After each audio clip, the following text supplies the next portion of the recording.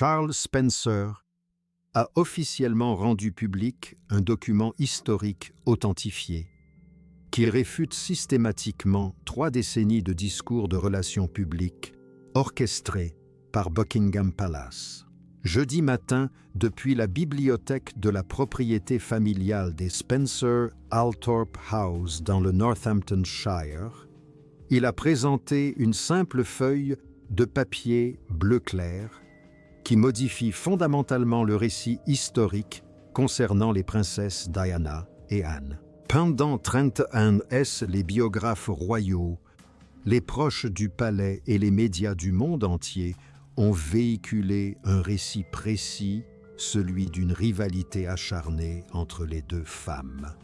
Diana était systématiquement dépeinte comme une célébrité très émotive et à l'aise avec les médias, tandis que la princesse Anne était présentée comme une femme froide, traditionnaliste et travailleuse, qui méprisait l'approche de Diana vis-à-vis de la vie royale. Le document récemment publié prouve que ce récit était entièrement inventé.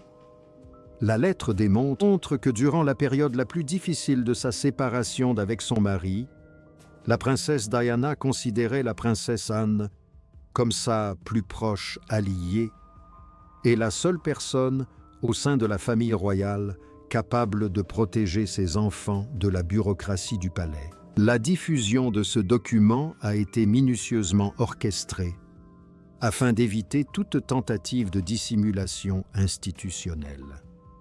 Il n'a pas été découvert par hasard dans un tiroir. Il a été extrait d'un coffre-fort hautement sécurisé, situé sous les fondations d'Althorp House. Charles Spencer a appliqué des protocoles de conservation rigoureux, manipulant le coffret en acajou et la lettre avec des gants d'archiviste en coton blanc. Les caractéristiques physiques de la lettre sont essentielles à son authenticité incontestable. Elle est écrite sur du papier bleu clair, orné des armoiries rouges en relief du palais de Kensington. La date inscrite dans le coin supérieur est le 10 août 1997. Cette date précise situe la création du document exactement 21 jours avant la mort de la princesse Diana dans un accident de voiture à Paris. Spencer n'a pas immédiatement communiqué le document à la presse. Avant toute annonce publique, il a passé 48 heures à collaborer avec un expert en documents judiciaires des archives des successions de Londres. L'équipe d'experts a mené une analyse rigoureuse comparant l'encre noire délavée du stylo habile, la régularité du trait et les points de pression spécifiques de l'écriture avec des centaines de documents authentifiés conservés dans les archives familiales des Spencer. Le verdict des experts a été sans appel. Le document avait incontestablement été écrit et signé par la princesse Diana. Le contenu de la lettre a immédiatement déclenché une crise au sein des services juridiques et de communication du palais de Buckingham. Diana y écrivait explicitement avoir obtenu 48 heures auparavant des informations hautement confidentielles d'une source fiable travaillant au sein du bureau d'état civil du palais. Ces informations divulguées détaillaient une stratégie administrative coordonnée, élaborée par de hauts responsables de la Cour, visant à réduire systématiquement son dispositif de sécurité internationale au strict minimum. Diana qualifiait cette stratégie de piège administratif. L'objectif avoué des courtisans était de créer un climat logistique hostile afin de la contraindre à renoncer à son indépendance médiatique et philanthropique. Plus alarmante encore, Diana a exposé une menace juridique précise concernant la garde et l'éducation des princes William et Harry.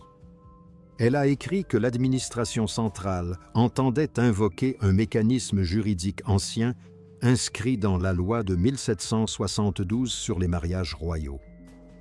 L'objectif était de déclencher une procédure de garde privée en faisant valoir la prérogative constitutionnelle suprême du souverain de contrôler l'éducation, la résidence principale et les déplacements quotidiens des jeunes princes. La principale préoccupation de Diana n'était ni sa propre réputation, ni un règlement financier. Elle a exprimé une crainte profonde et urgente quant à l'environnement institutionnel froid qui étoufferait ses fils si elle était légalement écartée de leur vie quotidienne. Face à cette menace institutionnelle, Diana s'adressa directement à la princesse Anne. Délaissant les titres aristocratiques, elle signa sa lettre simplement Anne. Diana supplia sa belle-sœur de ne pas se laisser influencer par les ragots superficiels de la cour orchestrée, par la machine de relations publiques du palais pour semer la discorde. Diana expliqua avoir choisi Anne car la princesse royale était la seule membre de la famille Windsor à posséder le courage moral nécessaire pour regarder un monarque régnant droit dans les yeux et défendre les droits fondamentaux d'une mère. Diana demanda formellement à Anne d'ériger un rempart inébranlable tant émotionnel que physique entre les jeunes princes et les traditionalistes qui cherchaient à en faire des symboles distants et insensibles de l'État. La méthode employée par Diana pour transmettre cet avertissement témoigne de sa méfiance absolue envers la famille royale. Sachant que l'administration centrale du palais de Kensington contrôlait systématiquement le courrier sortant, Diana a contourné le réseau postal royal officiel. Elle a eu recours à un système de messagerie informel et hautement sécurisé. Elle a demandé à son chauffeur personnel de transporter le document scellé directement dans le Gloucestershire. Le chauffeur a remis l'enveloppe en main propre au paléphrénier en chef des écuries de Gatcombe Park, la propriété privée de la princesse Anne, en respectant scrupuleusement les consignes de confidentialité absolue. Cette manœuvre logistique délibérée a permis au document de contourner les protocoles de contrôle du palais et d'arriver directement sur le bureau de la princesse Anne. Avant de rendre le document public, l'équipe juridique de Charles Spencer en informa Clarence House par simple courtoisie. Une photocopie à haute résolution du manuscrit fut remise au secrétaire particulier du roi un mercredi après-midi. L'arrivée de ce dossier déclencha une véritable frénésie au sein du service juridique du palais. Les juristes les plus expérimentés passèrent la nuit à examiner les lois de 1993 sur le Royal Trust et la loi sur les secrets officiels, afin de déterminer si la couronne disposait d'un fondement juridique pour obtenir une injonction interdisant la publication. Ils conclurent finalement qu'ils n'avaient aucune autorité légale. La lettre originale ayant été découverte dans les archives privées d'Althorp House et étant adressée à un particulier et non à un fonctionnaire agissant dans le cadre de ses fonctions officielles, elle fut juridiquement classée comme un artefact historique indépendant. Elle échappait totalement à la juridiction du Royal Collection Trust. Les juristes du palais furent contraints d'informer les conseillers du roi qu'ils étaient impuissants à empêcher la divulgation du document. L'examen médico-légal du manuscrit original a révélé que Diana avait consacré plusieurs heures à la mise en forme minutieuse du texte. Au verso, de nombreuses corrections apparaissent. Elle a raturé des phrases initiales et les a remplacées par un langage précis et juridiquement contraignant. Diana n'écrivait pas un simple plaidoyer émotionnel.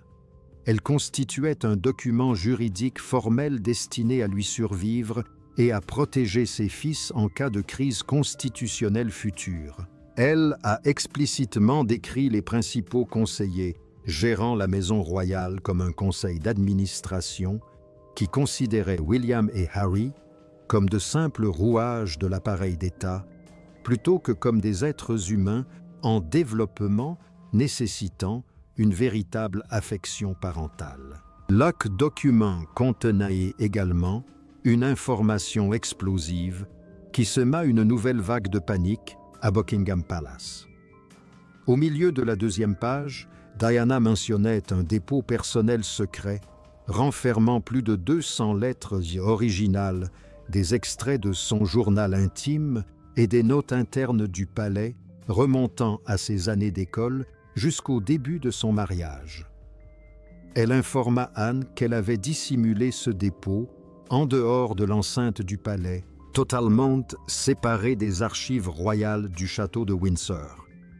Diana affirmait avoir donné instruction à ses administrateurs personnels de rendre l'intégralité des archives publiques si l'administration centrale tentait de lui interdire tout contact avec ses fils après la rentrée scolaire d'automne. Cela indique l'existence d'un coffre-fort sécurisé, potentiellement situé à Fleet Street ou au sein d'une société holding anonyme contenant 200 documents mis de côté spécifiquement à titre de garantie contre la couronne. Les équipes juridiques actuelles du roi consacrent d'importants moyens à retracer l'historique des avoirs de la famille Spencer depuis les années 1990, dans une tentative désespérée de localiser ce coffre-fort avant que d'autres révélations ne soient faites. La lettre se terminait par une brève postface ajoutée juste avant de sceller l'enveloppe. Diana y écrit qu'elle part pour la Méditerranée le lendemain matin, en proie à une profonde angoisse administrative, sentant que le temps lui était compté pour assurer la sécurité affective de ses fils. Exactement 3 semaines après avoir écrit ces mots, elle fut assassinée. Cette postface transforme fondamentalement ce document d'une simple correspondance familiale privée en un testament final, daté et définitif. La manière dont la princesse Anne a géré cette correspondance pendant les 30 années suivantes est un modèle de discipline institutionnelle et de loyauté absolue. Anne conservait son exemplaire de la lettre dans un coffre-fort ignifugé de qualité militaire solidement fixé au mur de pierre de son bureau privé à Gatcombe Park, dissimulé sous des couches de registres d'élevage, équins et de titres fonciers familiaux.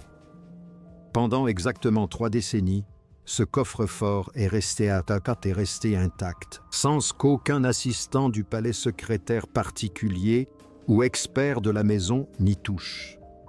À travers chaque documentaire télévisé, chaque mémoire publiée et chaque enregistrement divulgué et vendu à des chaînes internationales, la princesse Anne a gardé un silence total. Elle n'a accordé aucune interview concernant l'état d'esprit de Diana. Elle n'a autorisé aucune déclaration à la presse pour rectifier le récit historique erroné entourant leur relation. Les réalités structurelles de ses fonctions royales s'expliquent en ce silence. La princesse Anne a consacré toute sa vie adulte à incarner le pilier fondamental de l'infrastructure traditionnelle de la couronne.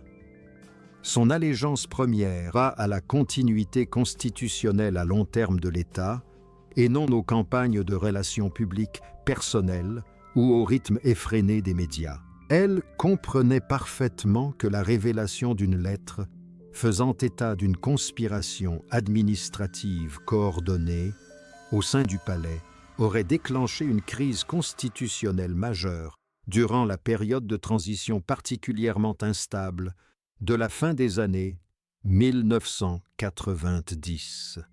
La fureur publique qui en aurait résulté aurait complètement compromis la stabilisation de la monarchie et menacé directement le règne futur de son neveu, le prince William.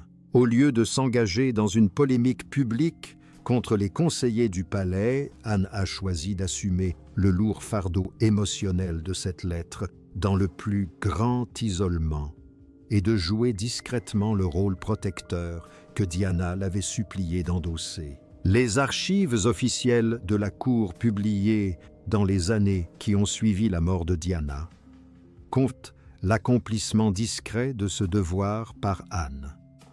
Entre 1997 et 2005, La princesse Anne a discrètement adapté son agenda caritatif et ses engagements publics afin d'être présente au domaine de Windsor pendant les vacances scolaires des princes William et Harry. Elle n'a pas fait venir d'équipe de tournage pour documenter sa présence. Elle n'a pas invité les journalistes royaux à observer ses interactions avec les garçons. Elle arrivait simplement dans sa voiture privée, passait des heures à se promener avec William et Harry dans les allées paisibles du grand parc et leur offrait un environnement stable et authentique, totalement à l'abri des incessantes manœuvres de relations publiques qui se déroulaient à Clarence House, alors que les tabloïds britanniques l'ont longtemps dépeinte comme une traditionnaliste froide et indifférente à la tragédie des garçons. Anne incarnait précisément le rempart émotionnel que Diana avait souhaité.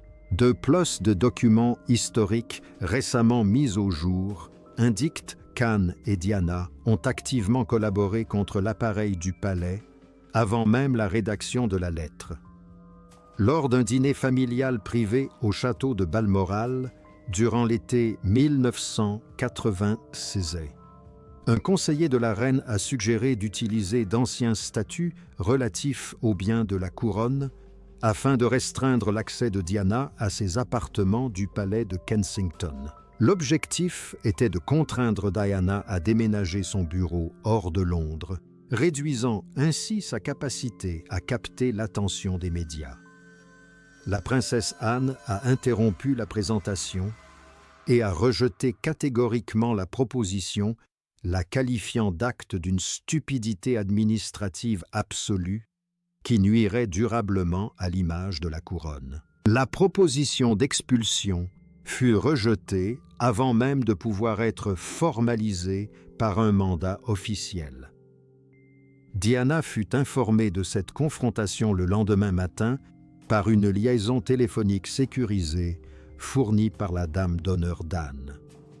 Entre 1996 et 1997, les engagements caritatifs d'Anne l'amenaient fréquemment à se rendre dans les mêmes régions que Diana lors de ses visites humanitaires privées. Leurs véhicules furent enregistrés dans des aires de service identiques à proximité de l'autoroute M4 à 30 minutes d'intervalle à 3 dates différentes.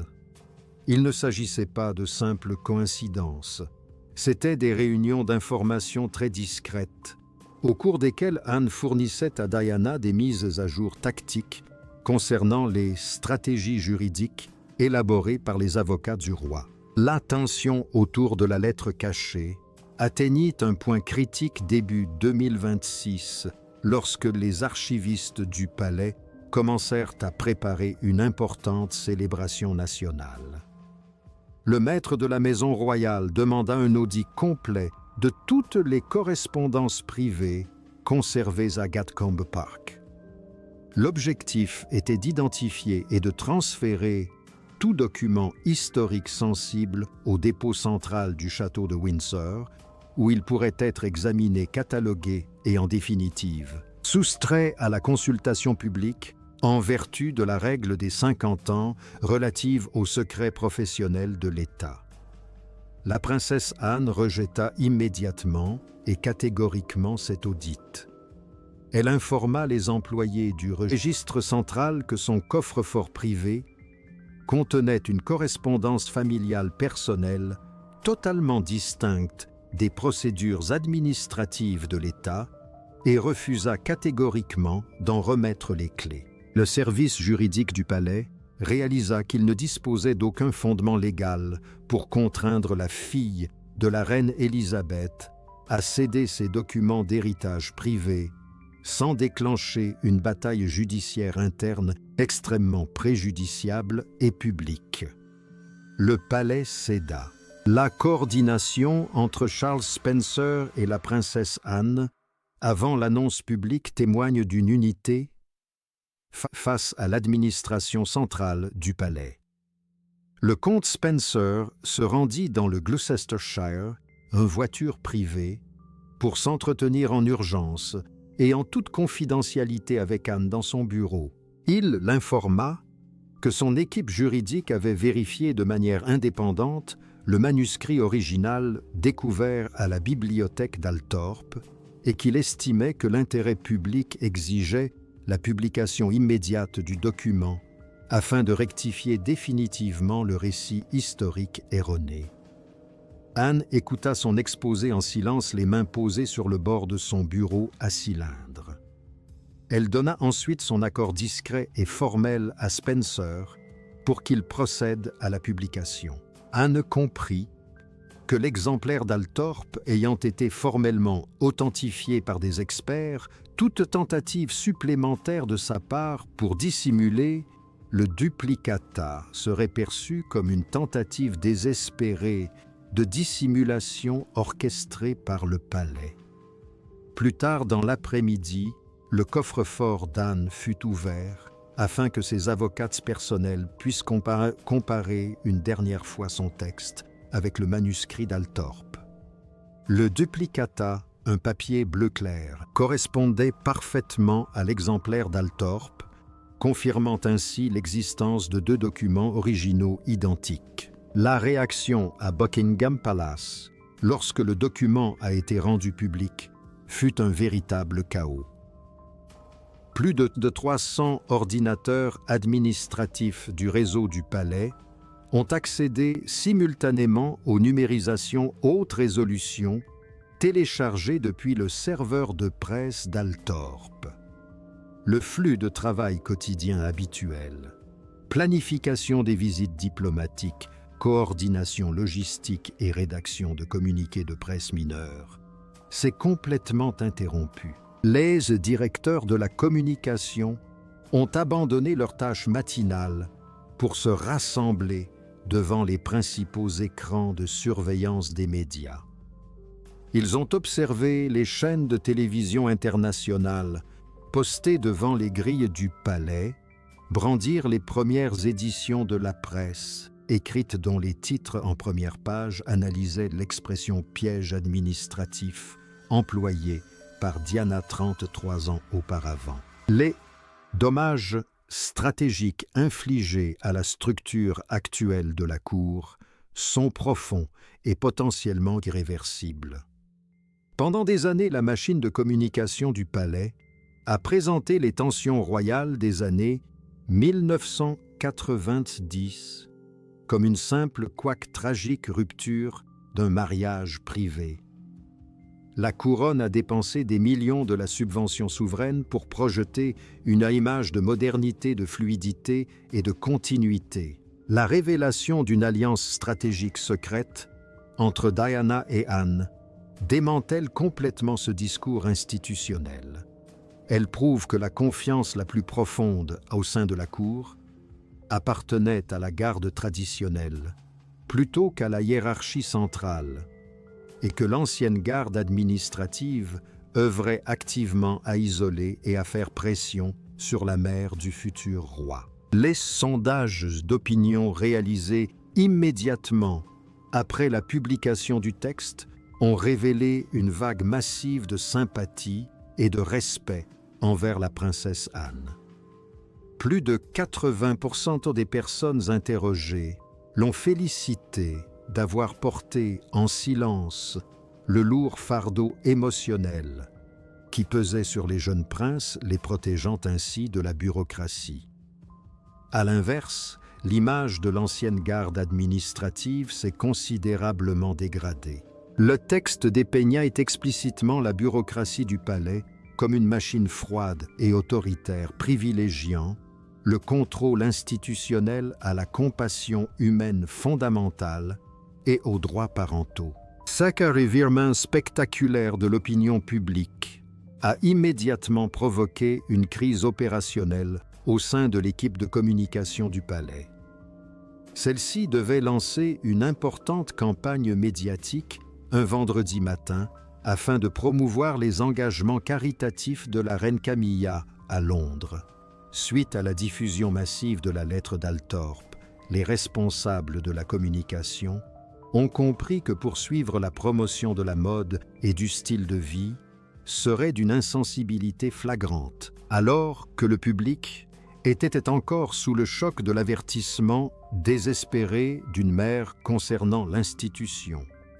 Le secrétaire général du roi a été contraint de geler l'ensemble du programme promotionnel et de mettre les supports de communication en lieu sûr jusqu'à ce que la tempête médiatique se calme. La crise culmina lors d'un appel téléphonique tendu entre le bureau du roi à Clarence House et le bureau privé du prince William à Adelaide Cottage. Les conseillers du roi souhaitaient ardemment rédiger une déclaration familiale commune et défensive. Leur stratégie consistait à reconnaître la valeur historique de la lettre, tout en la présentant avec tact comme le reflet d'une époque révolue de tensions à la cour désormais apaisée. Miles voulait que le prince William appose sa signature à un texte affirmant que la famille avait définitivement tourné la page des conflits administratifs de 1997. Lors de leur entretien téléphonique de 20 minutes, le prince William a catégoriquement rejeté la version officielle du palais.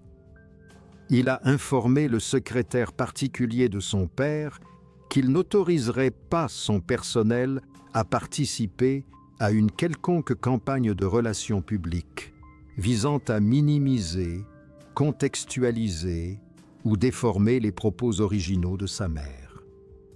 Il a affirmé sans équivoque que la note manuscrite publiée par Charles Spencer était un document authentique de l'histoire de sa famille. Doe plus William a déclaré respecter pleinement le secret absolu que sa tante Anne avait gardé pendant 30 ans afin de protéger son enfance.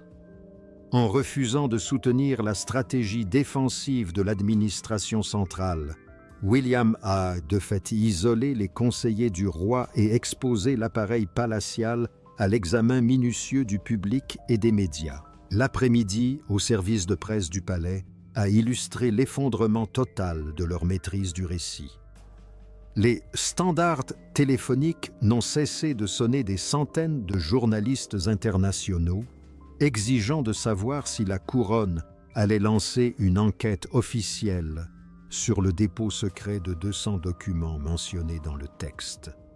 Les attachés de presse étaient totalement démunis. Ils se sont contentés de lire une déclaration générique et répétitive sur le caractère privé des archives familiales historiques. Leur incapacité à fournir des réponses substantielles a mis en lumière une révélation historique qu'aucune diplomatie de palais ne pouvait contenir ni gérer. Si la lettre était inexacte, le palais se serait empressé de rectifier les faits. Le fait qu'il n'ait contesté ni son authenticité ni son contenu confirme son indéniable véracité. La vérification administrative finale du document a eu lieu vendredi après-midi à 16 heures au greffe du tribunal des successions de la Haute Cour de Londres. Un archiviste judiciaire a apposé des codes de cryptage numérique sur le dossier nouvellement traité, le cataloguant dans les registres historiques nationaux permanents. Le document original de 1997, provenant du palais de Kensington, est de couleur bleu clair, est désormais officiellement enregistré aux archives publiques de l'État. Il a été placé dans une boîte d'archives sécurisée à température contrôlée, à l'abri de toute tentative future de censure, de modification administrative ou de destruction institutionnelle. Devant les grilles de Buckingham Palace, des milliers de citoyens se sont rassemblés en silence, brandissant des éditions du soir, reproduisant en pleine page l'écriture manuscrite de Diana. Un sondage réalisé le soir même a révélé que plus de 90% des personnes interrogées exprimaient leur profonde gratitude pour la protection physique et émotionnelle que la princesse Anne avait apportée au jeune prince durant leurs années les plus vulnérables. La publication de ces documents bouleverse la réalité de la cour moderne. L'administration centrale, roi Charles, se retrouve confronté à un contexte où 30 années de gestion narrative méticuleuse ont été réduites à néant par une simple feuille de papier provenant des archives Althorp. La future cour dirigée par le prince William depuis Adelaide Cottage semble totalement à l'abri des répercussions. Le public reconnaît désormais que le style de leadership moderne et protecteur de William est en parfaite adéquation avec le modèle émotionnel que sa mère a si âprement défendu. La vieille gardée des conseillers du palais a été contrainte au silence. La princesse Anne, celle que les tabloïds ont dépeinte pendant des décennies comme froide, distante et indifférente, est désormais reconnue comme la personne en qui la princesse Diana avait le plus confiance pour protéger ses enfants du poids écrasant de l'institution. Cette voix venue du passé n'a pas simplement ajouté une note de bas de page à l'histoire royale. Elle a complètement bouleversé le fonctionnement de la monarchie britannique, prouvant que lorsque le système s'est retourné contre la princesse Diana, sa protectrice la plus fidèle était la membre de la famille royale la plus dévouée.